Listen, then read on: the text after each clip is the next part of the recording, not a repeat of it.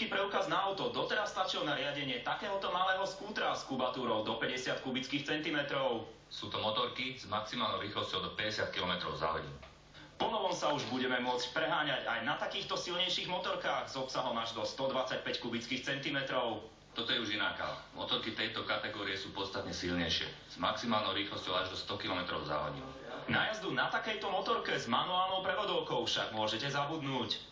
Nový zákon totiž umožňuje použiť vodičský preukaz skupiny B len na riadenie motorky do 125 kubických centimetrov s automatickou prevodovkou. V Česku už podobný zákon platí 2 mesiace a motocyklov a skútrov sa predalo o tretinu viac ako za rovnaké obdobie v minulom roku. Samozrejme očakávame veľký nárast v predaji tejto kubatúry.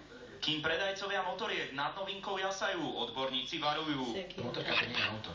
To sú úplne iné zvyklosti. Motorka sa do veľkej miery riadi telom. To znamená, čím väčší výkon, tým väčšia rýchlosť, tým väčšia zodpovednosť toho vodiča. A ten, kto si nemá skúsenosti, môže byť nebezpečný nielen pre seba, ale pre ostatných účastníkov. Určite vodičom, ktorí dlho nesedeli na motorkách, odporúčam spraviť si kondičné jazdy.